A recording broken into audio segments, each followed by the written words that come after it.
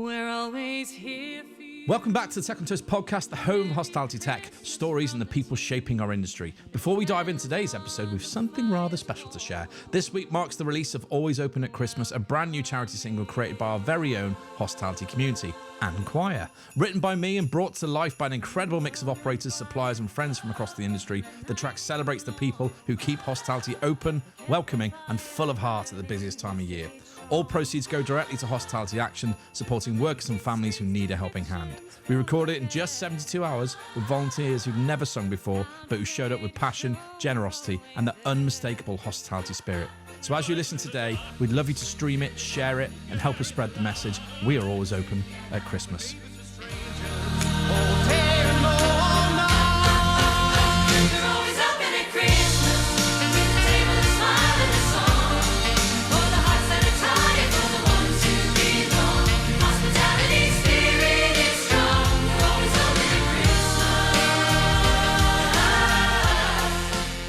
And before we get into this week's show, you can download the single at thehospitalitychoir.org or check it out on Spotify, Apple, Amazon, or wherever you get your music. Please help us. We're really trying hard to give people a great Christmas this year. Have a lovely Christmas yourselves from all of us at Tech on Toast and enjoy the show.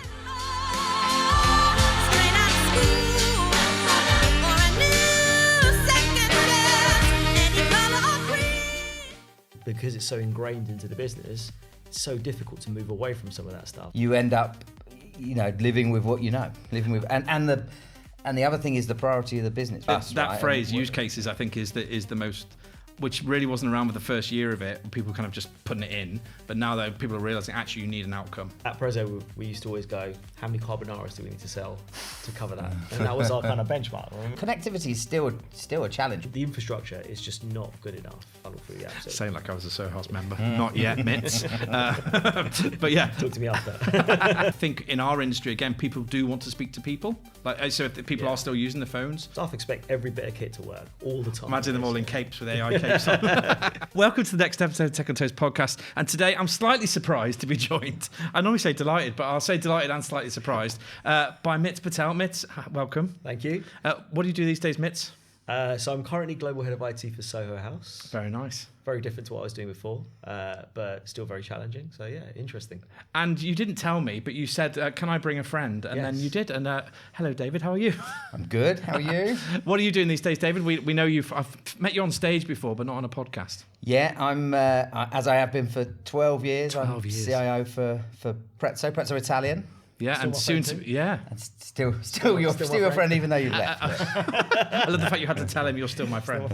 And you guys obviously worked together. How long were you at Prezzo for? 9 years. Okay, so you've been together quite a while then. And then Mitz worked for me at David Lloyd before that. So oh wow, we had a little bit of a break in between, but yeah. A hiatus every 9 years. Well, look, I wanted to talk about a few things today, and now I've got you. And we could almost call this a Christmas special, since it is special because you're both here and it's getting towards Christmas. But we could call it. We did some really interesting research recently. We'll get into all the Christmas single stuff later. Okay. But we did some research with our friends at Square. You don't have to buy Square. This is just a comment. So we were looking at tech stack and future of buying and all this kind of stuff. And one of the main stats that came out of it was that only 18% of operators who we surveyed, I think we surveyed 150 people, would recommend their current tech stack. Which I don't know if that surprised me or not. But just quickly, what do you think about that stat? Is it something? Does that shock you? And you think about your career so far to date. Is that something you would expect? Yeah, I think that is probably the way it goes. I think Dave will probably agree that most people in our roles or our positions, they inherit a tech stack. Yeah.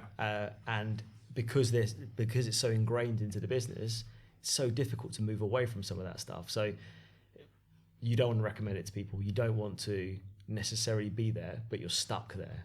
And is it something, David, we just kind of put up, like you said, do we just put up with it? We just talked about POS then, not that you're changing POS, of course, but I'm just saying we talked about POS and how difficult that might be. I think so. I think even where Mitz is right, even when you don't inherit it. I mean, I've been where I am for a long time. So it's all your fault now. The tech stack is entirely down to me at this point. But it's still so difficult, it's still so difficult to change. There's new stuff coming to the market all the time, but especially these days when there's so much interconnectivity between what you do. There's so much integration. It's difficult to get away from, especially some of the big core things. POS, is on that list. People systems is on that list. Stock systems is probably on that list in some ways. So you end up, living with what you know, and the other thing is the priority of the business, right? So sometimes it's, whilst you could get benefit, we've just been through a big investment cycle in brand and refurbishment. There are bigger wins sometimes in other areas, and so you kind of end up kicking the can down the road. I was going to say, Mitz, how frustrating is that? I suppose as a, not dismissing anybody you work for or anything like that, but sitting in your chair, when you think actually a change in POS or a change in workforce, change in inventory might benefit, you can see the benefits from, I suppose, an integration point of view or maybe a larger picture. Is that so that you kind of just have to bite your lip and go, do you know what, for the good of the company, I'm going to keep my my plan under my bonnet? Very, very slightly. Like, I'm currently going through some of that stuff at the moment. So there are things that I would want to change at Soho House. But again, there's reasons why I can't change those things.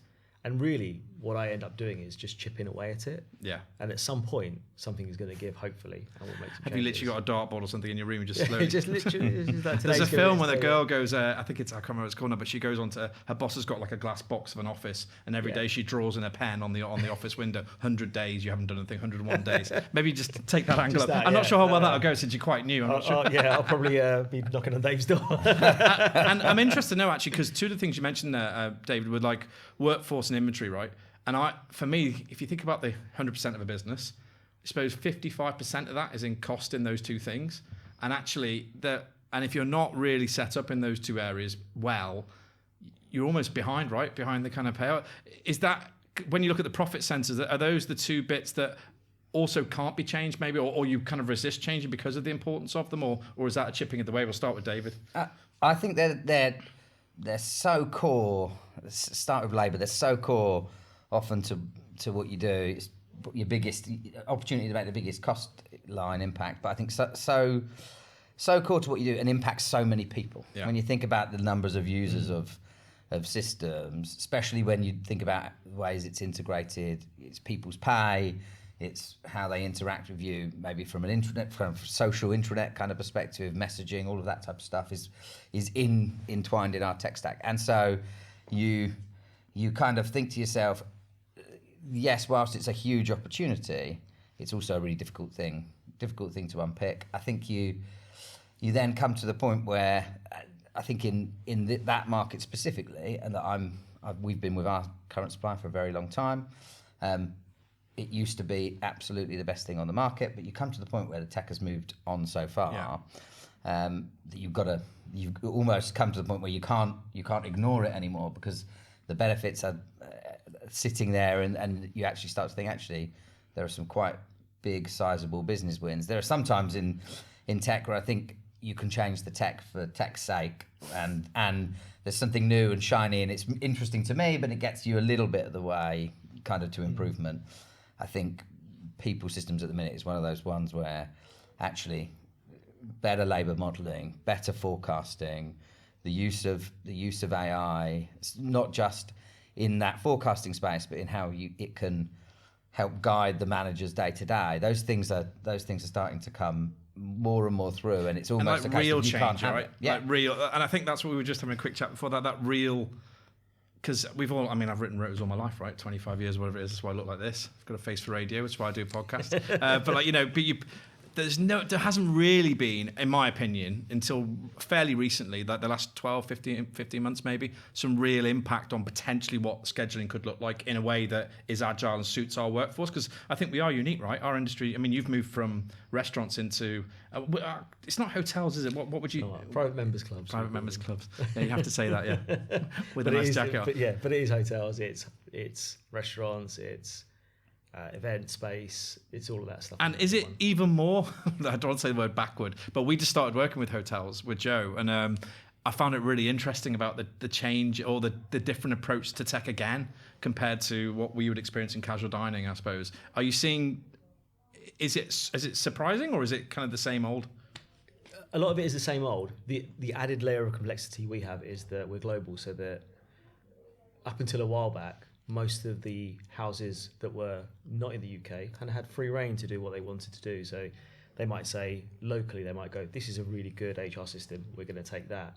And so then trying to now move those guys onto a common ground is quite difficult. Yeah, I can see that, and I think, and the same thing for scheduling, particularly in your model again, that actually it's so complex because you've got events, you've got night shifts, day shifts, room attendants, whatever it might be. That brings its own level of complexity, right?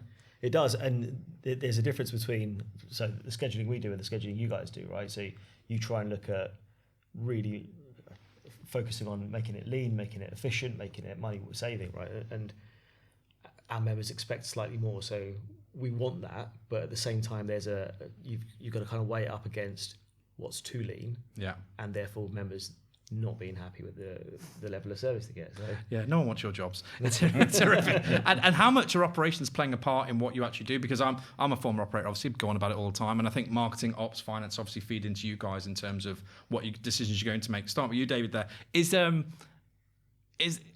I guess you get a lot of feedback. Feedback is a gift, as I'm told. But acting on it and actually purchasing on the back of it is another big deal, right? Yeah, I think in my world now, I think it's really interesting. I've been through loads of different versions of this at Prezzo. I thought you said loads of different operations people.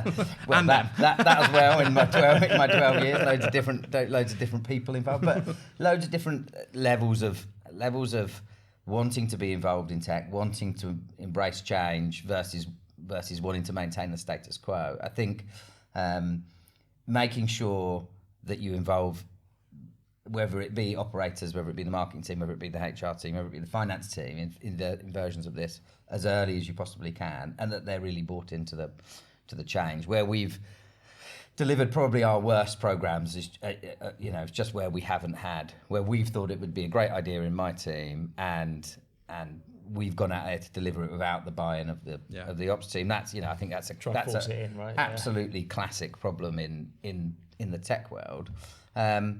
But I think we're going through a phase now where we've got leadership and operations teams that are absolutely bought into the impact that tech can make, which is brilliant for me. So I've probably just gone through 12 months of having a completely new outlook on the importance of use of tech in the business, whether that be in marketing or operations. I was going to say particularly from the front end, which is quite interesting, right, from the customer journey point of view as well. I think that's something I've noticed change when I'm talking to people in your roles recently, that actually there's a lot more chat around how does it look, how does it feel, how do we personalize it, and AI obviously comes into that as well. But it seems to be you're in the middle of a very brand heavy say rollout, or should I call it, or refurb? I don't know what. Yeah, rebrand, plan, refresh, rollout. But I mean, new. Started last year. New name, new, entirely new kind of physical branding concept for the restaurants. We've refurbished 10% of the estate now. We're doing another 40 sites next year. Wow. And have the funding in place to be able to do that, which is fantastic. The first 10%'s gone really well, and we've also done a big loyalty rollout as well in the tech world. We're also putting in a new CRM system right now as well, hyper personalising content, integrating it really with that loyalty scheme that we put in last year, so that in every single channel, not just the loyalty channel, we're talking to the same people with the same messages, personalising.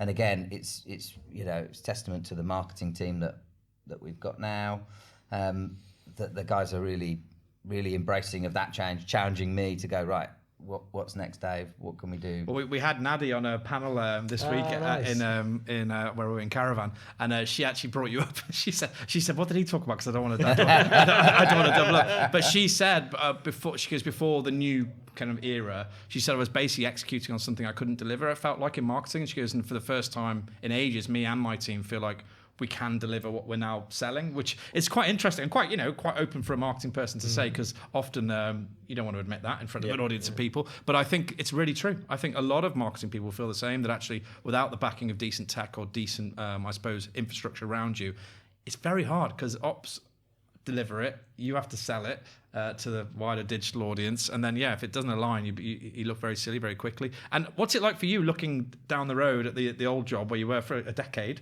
and looking at what they're doing? Because it must be interesting, right, from where you were, because I suppose in the middle of your tenure, 5 years ago, it wasn't even on the cards, right? Yeah, this stuff. It is very interesting, and also it's feel a little bit jealous that all this really cool stuff is happening. You work at Soho House. No, like, all this cool stuff is happening, and I was going to ask Dave, like, do you Can I think have my any job of back? Yeah. Would any of this have In a heartbeat, mate. For those in a just heartbeat. listening, that wasn't a yes. would any of this have been possible 5 years ago? I think it would have been very difficult for us to get to where we are now. I think the Prezzo business has been on a really interesting journey. When I joined 12 years ago, we immediately went through the highs of a kind of the founders exiting, big sale to big private equity firm, big growth. We opened a lot of restaurants in the kind of preceding 2 or 3 years, and then went for a very public and challenging period for the business where we were closing restaurants, closed 100 plus sites over that time, and then really struggled to build the business back. I think with JB coming in, we've undergone somewhat of a renaissance. It's definitely radical. I think isn't it? it's been really interesting. I 18 months ago, I didn't think we were going to get the business to where it is now. I think a little bit of a shift in the way we thought about the business, where we were investing. JB talks about when he came in, investing all of our cash really close to the customer. So things that the customer will see, feel, touch will make a difference to the customer. And again, so obvious but so smart, right? Yeah. I mean, obviously you would say, of course you would do that. Where else would you put the money? But that's not what happens normally, is it? Sometimes it isn't. And sometimes there are necessary infrastructure things that you have to do in the background. I think some of the work that went on in the preceding 12 months was also important for the business, getting our financial house in order, putting us on a secure financial footing. Some of the work that Dean Challenger, who was our CEO, who's now our CFO, he did, put us in a secure place so that when JB arrived, we were infrastructurally set up pretty well. But it just needed a complete change of the strategy for how we grew the business. Didn't hurt for me either that JB's got his own background in tech, and he owns he's the founder of TipJar, so he knows a lot of people in the industry, so, and he's really passionate about technology.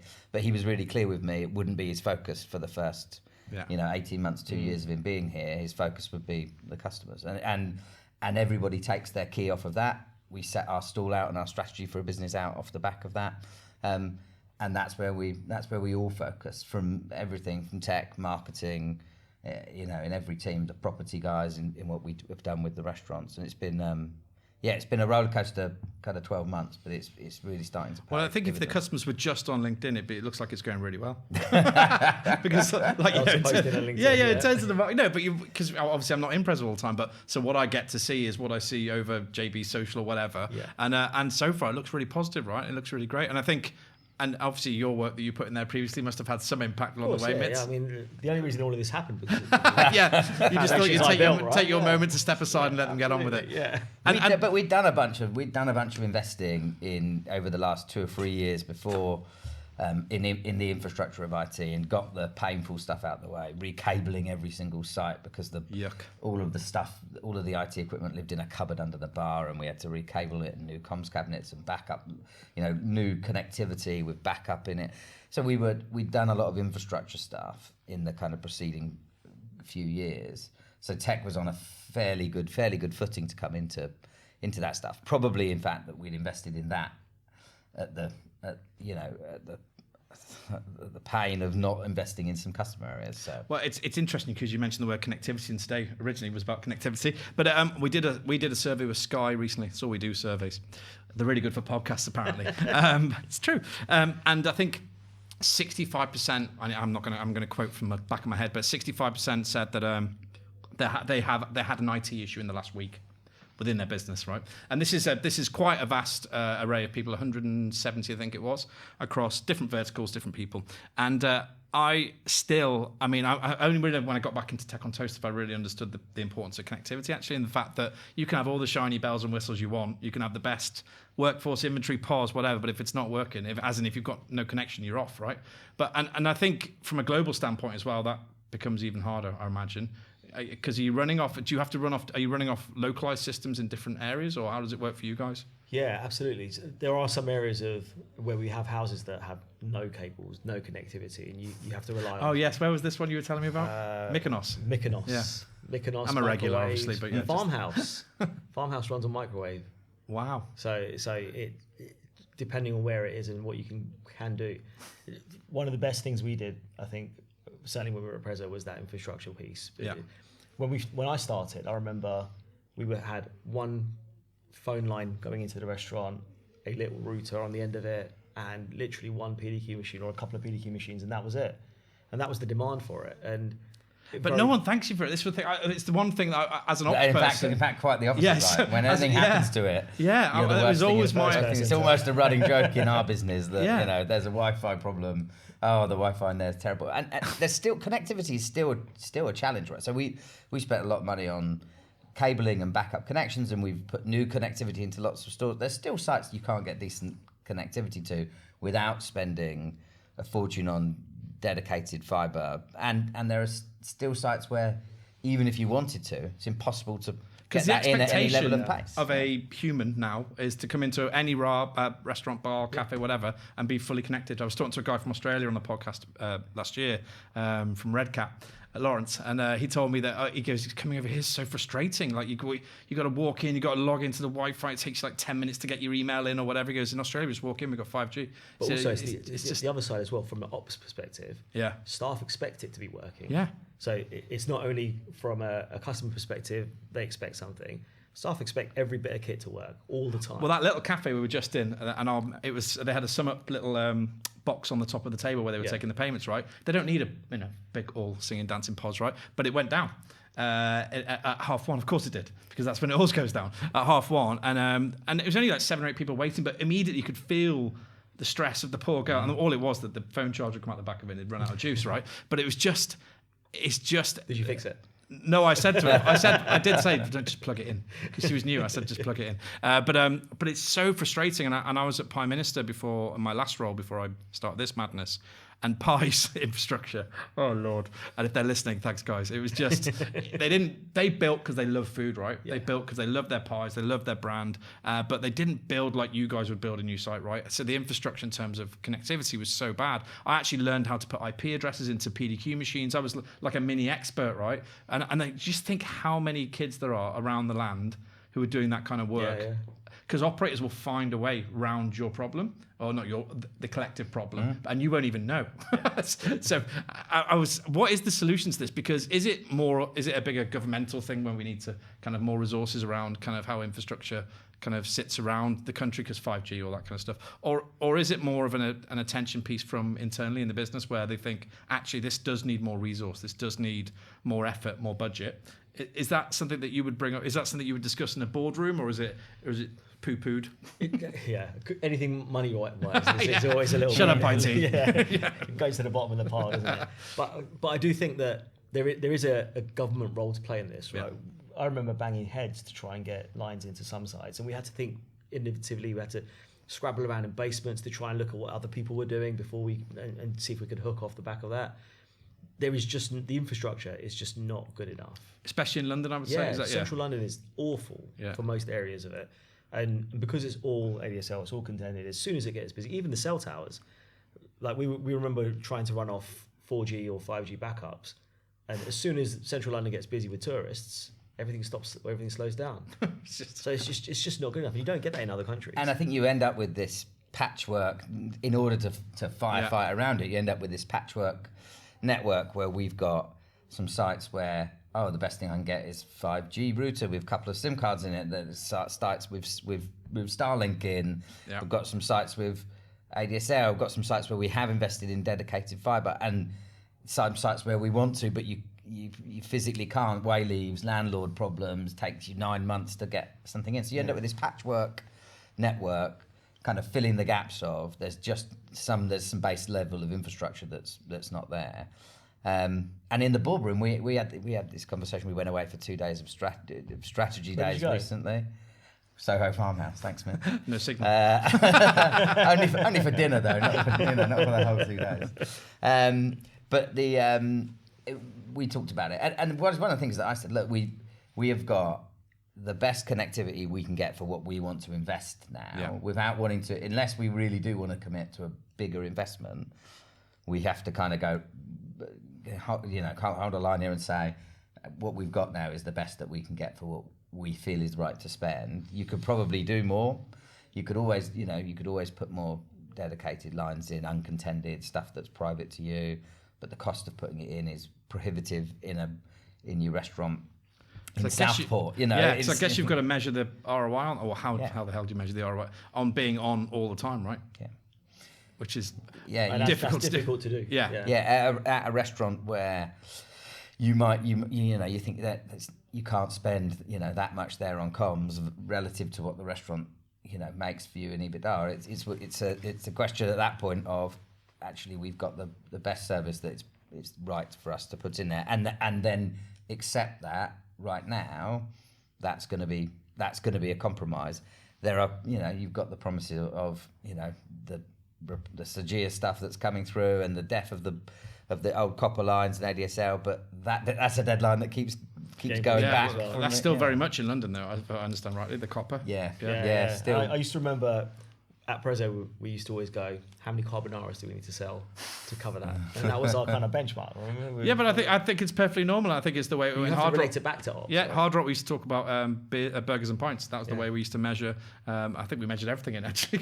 But it's true, and I think sometimes, because the situation because the conversation is technical and difficult, I've sat in rooms where with senior, with the board, and it almost becomes, let's do that, let's sidebar that, let's have that somewhere else. And actually what's happening is, because the SaaS market is becoming so swelled, and as you said, there's so many options and some really great options coming on the market, that actually it's becoming a really important conversation again, because there's no point having it all if you can't use it. And I know that's a broad statement, because as you say, 70 sites might have great connectivity, 20 might be a challenge. And do you let the 20 suffer? Sounds really bad, but do you leave the 20 to kind of work on another option when it makes sense? I suppose it's a difficult challenge. That's why you get paid the big bucks.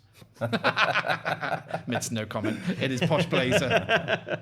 And what else is? I suppose we haven't talked about AI, and I'm trying to do a broad brush of what's available on the market. But AI is super interesting, right? And I think we've talked about it a lot on every panel I've done for the last 6 months. But I think the accessibility of it's quite interesting at the moment, and also with its negatives, right? We did a workshop with Fulham Shaw with the senior team there in the boardroom. We talked about where we could apply AI into their business. So it was a 3-hour workshop, and it ended up being 2 hours of operational pain points and then an hour of AI, because the reality is that actually we all have those issues we've got to solve every day. So instead of talking about AI, we said, right, okay, let's stop then. Let's write on the wall all the blockages we've got and where can we get some quick wins with AI. And it was fascinating. Some of the stuff, like you wouldn't think property has large legal contracts, landlord contracts. You need to get information quickly. Ragbot, pop them in the back of the Ragbot, reads really quickly and gets some information. Simple, run it for like £2 a week. So, really, some really interesting solutions, and then other really big stuff like the ops guys wanted dashboards that flashed up on their shoes or whatever. Something really technical, so that worked really well. But where are you seeing it? Are you shocked by, I suppose, in your world, in your role, are you shocked by the pace of it? And how much is it starting to come into your world in terms of what you're trying to apply to what you do every day, and maybe to what Soho House wants overall? I mean, it's a big question. Yeah, the good thing about Soho House is that they are fully on board with AI. Yeah. Our CTO has a PhD in it. Oh, really? So we are. God, is that a good thing or a bad thing? all in, right? And we have a team that are building an AI strategy. We have a team that are looking into how AI can be implemented throughout the business at different levels. So customer and employee. Employee, yeah. And there's a lot around what we can do with our app and what we can do. So one of the things that every Soho House member has is the app. So it's in your hand, ready to go. And what we can do around AI and personalization there, because that's where we think we see the biggest kind of like customer facing impact. Because it's quite sticky, isn't it? So the app, like most members are using that every time, daily, I would say, or not? Yeah, all the time. To get in, to book stuff, everything goes through the app. Everything's funneled through the app. So. Saying like I was a Soho House member. Not yet, Mitz. But yeah. Talk to me after. And is it, for you personally, because I'm interested in this, because you guys are like, IT people have kind of, you've said you've been 12 years, 9 years in a brand, or 10 years in a brand, you've kind of come through.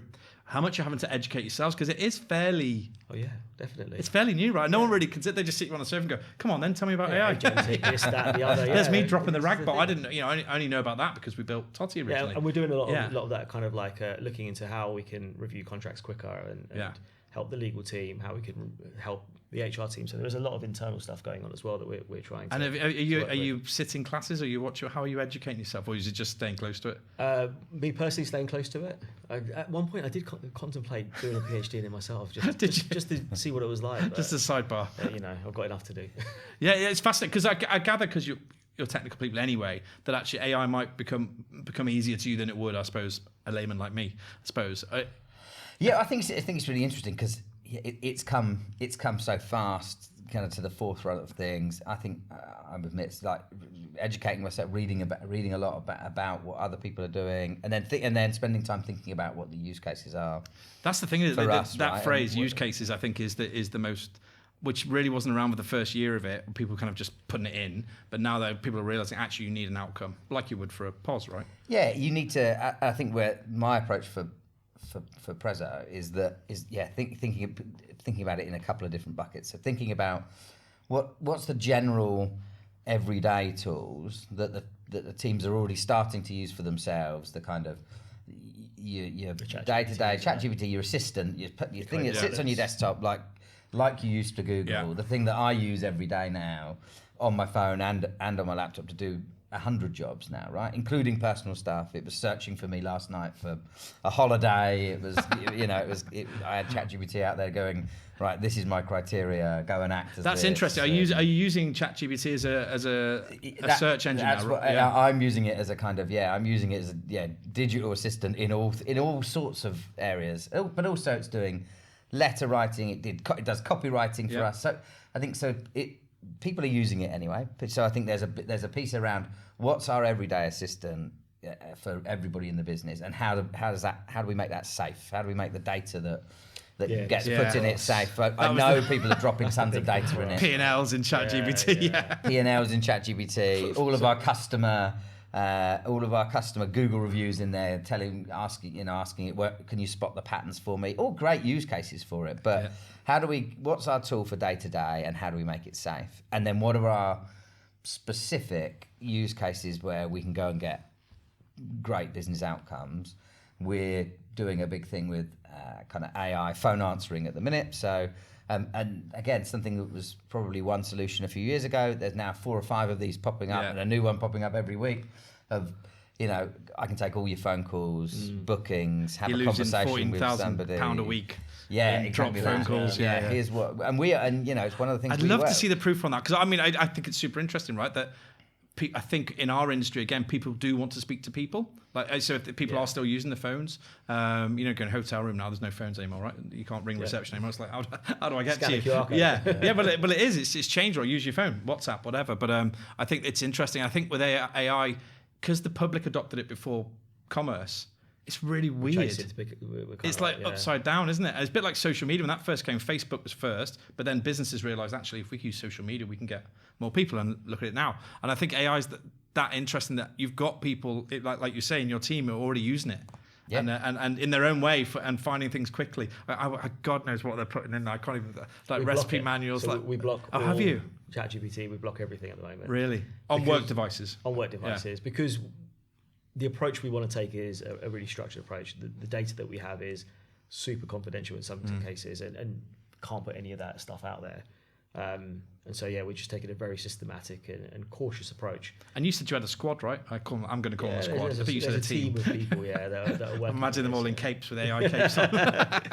I still think, and I've talked about AI before on stage and other stuff as well. I still think that for the majority of what we do, the suppliers will lead us in the right direction with AI. We could have a wish list of stuff that we would want, but actually, we probably don't have the ability to build a lot of that stuff and integrate it with our existing tech stack. I think that's the issue, right? I think the same adage will without, right? Yeah. That you've got I can build something unlovable right tomorrow that I want. I've got a good idea, get a dev to deploy it, but the reality is I've got to integrate it. Yeah. And it's got to be reliable. Yeah. It's got to work all the time. And you need someone to keep running it and maintaining it. I think some of the bigger players, you guys, much bigger than us, but some of the bigger players will be out there being able to build some of this stuff themselves. I think as always, it's part of has been for the last 12 years and will continue to be my kind of strategy for Prezzo's IT, is that we'll be kind of led by best of breed supplier driven kind of tech. So we'll pick the best tech stack that we possibly can, because the team is still only, kind of 8, 9, 10 of us.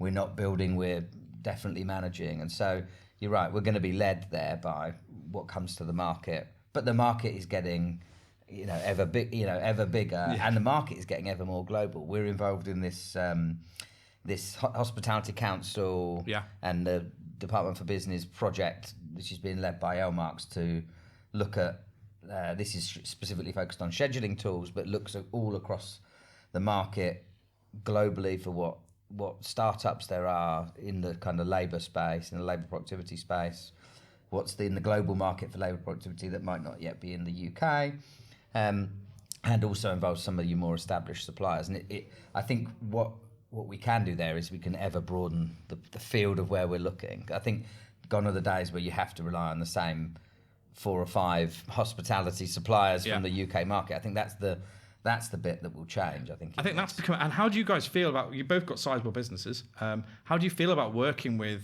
smaller tech? When I say smaller, so they've got a great idea, they've executed it well, and from what you can see, it looks great. They don't have the history of a big player like a Forth or a Zonal who've been around forever. How do you feel about working with those guys? Is it the same process you follow? Would you still go through the due diligence and all that kind of stuff? But do they get a chance? Because obviously we represent a lot of those guys, and Elmarks come to me for feedback on what they're giving to you, which makes me bad. So I personally like it. So we've always worked with a good mix of suppliers, some big, but also some small. I mean, when I first started working with Forth, they were, actually tiny. Much more back when before I worked for. When they were in Covent Garden. And I worked for Pizza Express, and they were a very early customer of Forth's, and they were building bits of the solution alongside us. I think then those suppliers grow up and mature and become the bigger suppliers. We were Harry's, I think, first or second customer in the UK when it was, again much smaller than it was now, I think. Those are really exciting, because I think those are where you can get some great enhancements. It's that agility that you can, They're agile and want to grow and want to invest in their product, but they want the operational experience that we bring, that I bring, that our operators bring, the restaurant managers, marketeers, HR teams. They want that experience, and so you can have great partnerships with. I think you can get furthest, quickest with smaller, more agile suppliers. Trying to move a Zonal. I think Zonal are great, right? And they bring all the benefit of stability and Big Forth and these guys, bomb-proof products that don't really fall over. We use Comtrex for POS. It's not even Zonal would pretend it's the most modern POS on the market, right? But it's bomb-proof. It never falls over, but it doesn't move, right? It's a slow boat to turn. Impossible boat to turn now because it was written so long ago. But that's back to your point before, where you were saying that actually relationships are key as well, right? In this kind of stuff, because you want to kind of have a great relationship so you can get stuff done when you need it. You pick up the phone and go, I know it's Sunday night, guys, but we need help. And I'm sure you've done that a lot. And I think that's where these I might call them like these little players, like the guys that are coming in. I find them fascinating. Like I meet them all the time because there's AI, and like you hungry, said. Right? They're there's hungry so many grow, coming they're up. Hungry to learn. They want to know what. Well, they need you, right? Next. That's the problem. They need an enterprise business to say yes. And being able to have a relationship with, the founder and the dev team and everybody, everybody in the business from kind of top to bottom, and they have similar good relationships in our business. It's from everybody from our CEO to our restaurant guys. That's really important.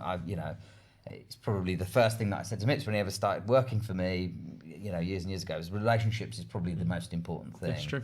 That you're going to have need the skills to do, because I haven't got a particularly technical background, but I think it's probably the thing that makes more difference, I think, sometimes than being able to call out exactly what's wrong technically with a solution or in what technical direction it would go. It's being able to pick the phone up to somebody, particularly in and this say that business, this is what right? we should do together. This is what we should. We are emotive beasts in the industry. Like we like to know who you are, right? We like to know about your dog. Yeah. Like I saw your post about your dad. Where was that? Was that in WhatsApp or was it on LinkedIn? I can't remember. That was WhatsApp. That's your community group. That's right. Oh, you recommended CEO to me.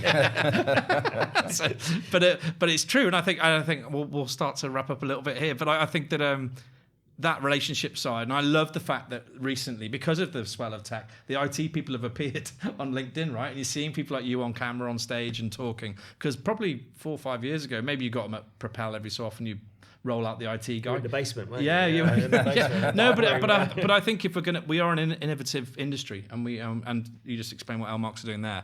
The government should be backing it and helping us move forward. And tech is definitely going to be the leader. It really is. And I think it's great that you guys are kind of coming out the basement. Mitz, think of a better way of saying it. Being more visible than you were prior. Centre. And what do you think? So looking down the road a little bit before we get to Christmas and Christmas singles, which we'll definitely talk about. What do you think, Mitz, when we look down the road a little bit of what's coming? What are you most excited about in terms of technology, or is it more of the same, getting better?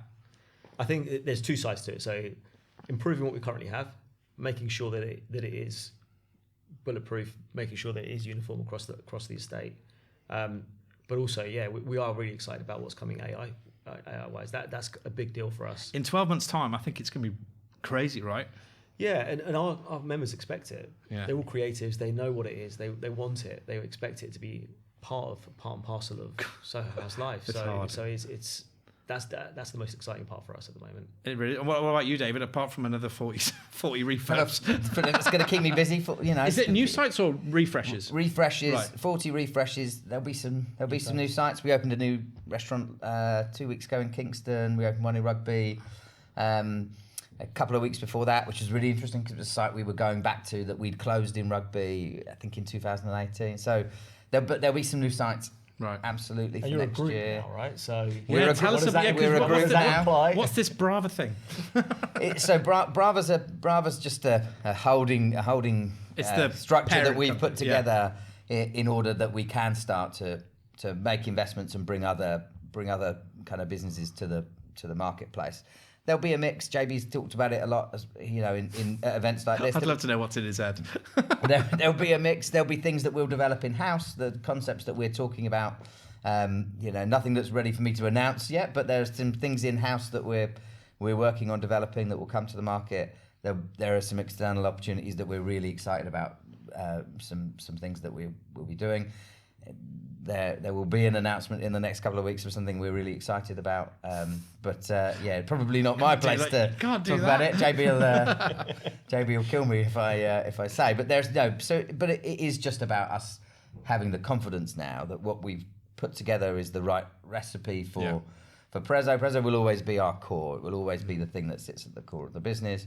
But that heritage was really important, wasn't it? Yeah, and we're now got such confidence that that's back in. It's been in fantastic like-for-like growth all year. Where we are doing the refurbs, that's prompting even better like-for-like growth in those sites. Good. It's so good to because I was at Coluccio's, Prezzo we were next door down the high street, wherever, and we always thought we'll kick their butts, right? And it's so great to hear that an older brand, when I say old, that is doing some like-for-likes are up.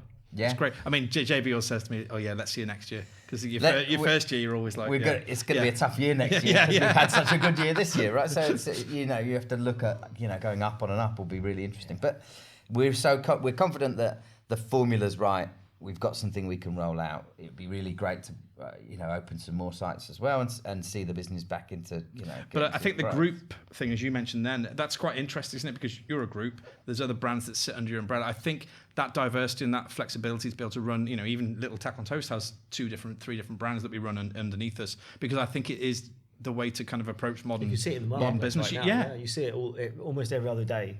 I read Propel and somebody's bought somebody else. 100%. And I think if you can afford it and it financially makes sense and all that kind of stuff, but then it's like pulling on different levers, right? Yeah, and we've got the confidence in the team that we've now built there. The management team we've got a really great, kind of tight-knit management team that's led by JB with some great experienced people that you'll have met. We've got, Nadi and in the marketing world. We've got Mark McCulloch's been helping us out with brand stuff. So he's banned. All he does is sell his own stuff. we've got really team that we're really confident in, and I think so. It's the right next step for us to expand that out into what else can we do? What can we bring to the market? And so that will keep me busy. That will definitely keep me busy next year. And then I think for me, 12 years is a really long time, right? So the next step is some of those historical things that have been in the business for a long time, like the PARs, like the labour productivity stuff. Those areas have moved along a long time, and we're getting towards the point where it's the right time for us to replace some of those core bits. I love that you're announcing this on the Tech and Toast podcast. Your inbox just swelled by 50. No, but we're already talking to. He's already talking to. To everybody in the labour space. I think there's no secret of it amongst certainly in the labour space right now, right? That we were talking about it beforehand. Yeah. There are so many new players in the marketplace that but maybe that's I think what's everybody's causing doing this kind of exercise. maybe that's what's causing the activity, because there's so much to choose from. It's almost like a kid in the sweep shop type thing. Maybe people are just having a kick in the tires a little bit and having a look what's out there, because it is interesting. There's a lot of players, and we'll see where we land. And I like to keep my current suppliers on their toes. If anyone's listening in, you want to come and sharpen your pencils, guys. And he's going to come on. He's going to come on weekly. Next week will be the staplers. So and looking down that Christmas is nearby, we'll get this out before Christmas. And speaking of growing, having different brands, last week we did something interesting, didn't we? It was this time last week. It was this time last week. Yeah. Oh no, what day is it? Yeah, Tuesday. Tuesday last week. Yeah. What did we do, Mitz? I mean, childhood dream of mine to be able to go to Abbey Road Studios and even just step foot in Abbey Road Studios was great, and this guy made it happen, right? So you came up with this crazy idea to release. I think I met the man from Hospitality Action. I feel really bad now. I forgot his name. Mark, and Mark told me a story about a chef that was living in her car. Right, she hadn't lost her job yet, but she'd had some debt problems and basically was living in a car and was about to lose her job because she was starting to be late for work and all this kind of stuff. So Hospitality Action stepped in and gave her a bursa and paid off some of the debt, helped her get back on her feet. Now she's back in the flat and she's the job's secure again. And I just thought, what a cool story. And this time of year, when it just sucks a little bit. Although the industry's great fun, it's just hard. And so we thought we'd do something, and in my usual way, I just thought, I don't want to just do that. And then I just thought we'll record a Christmas single, which you did. And then I thought we'll do it in Abbey Road, because if we did it here, for instance, no one would really care. But the fact that you led with Abbey Road means we did the right thing. So yeah, it was good fun. 45 people, I think it was, over the day. Never met each other before. Hadn't had the song. I think they had the song that we'd done on AI.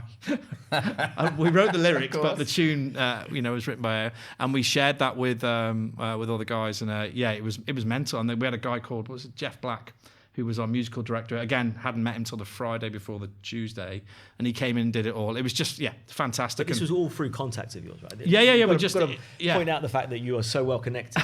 This was literally Chris going out and going, well, also I knew some singers. Does anyone know this? Does anyone know this? And people were like, well, you're lucky you got off to help you, because you're not in the WhatsApp group. Are you in the WhatsApp group? I'm in the WhatsApp group. You just stay quiet. Mitz was very, very keen for me to come along. It turned out he's got quite the voice. Have you? Yeah, what a shame. I had to go to a 6-year-old's phonics lesson instead, though. Well, David, there's always next year. We're already talking about the musical. So and what do you two do for Christmas then? Do you go home, David? Where are you from originally? You're from the Midlands, are you? Just outside London. So I'm You've got a twang. I'm trying to work out where your accent's from. Well, from Dunstable, and then it sounds like no particular background other than nothing interesting. I've got no accent, I always think. But and now I live in St Albans, so literally just outside London. We'll do family for Christmas as always. We do the classic alternate, my parents and my wife's parents, and we'll do a bit of that. Do a bit of touring around over Christmas. What happens at Prezzo? Who's got the lights on for the IT team? We do a bit of a rota, Christmas rota. Mitz will know. We've already done the Christmas rota. I was going to put you on, mate. He'll do it. You want to come back and do a couple of Give him a days? hat. He'll do anything. Yeah, we do a little fair split around Christmas rota. So I think I'm doing Christmas Eve and Boxing Day because Mitz is new this year. So no, I'm Christmas Eve. Oh God, always the way. And what about you, Mitz? What's the plan? So Christmas, my parents own a little shop, as you know. We know this in Twickenham. The best little local shop in the country. Meet Deep news agents. And we do a lot for the community. It's a shop, but it's also a community hub. Shops. When I'm old, in Liverpool particularly, we're part of the community. Like that person behind the counter was very much important to your everyday. Problems, be a shoulder to cry on. We have Drop a pint of milk occasionally, free one. Yeah. Safe space where kids can come if they're being bullied. A food bank, just everything you can think of. And every Christmas for many, many years, my parents open the shop up. It's their one day they get off because there's no newspapers. They can just sleep all day and just relax and eat loads of food. But they open the shop on Christmas Day, and they started off as a small community party for people that are alone or don't have family. But over the years, it's grown and grown and grown. And now we get somewhere in the region of 500-600 people kind of throughout. That's insane. Like neighbours, friends, customers, people that are alone, people travelling from other areas because they have nobody else to go to, but also like entire families just coming in and having a little chat, just lightening up people's days. Yeah, I think it's the only time of year. Well, I was talking to Saskia last night, who does our brand, and she was telling me that at the weekend she went and did helped wrap presents for kids who don't have presents, unfortunately, at Christmas stuff. But it seems to be the one time of year where everyone kind of just wakes up a little bit and just realises that actually we're quite lucky. And the fact we're sitting in a green studio talking about our woes of tech. So, it's very fortunate. Look, thank you very much both for coming in. Thank you for turning up. I didn't know you were coming, so I appreciate it.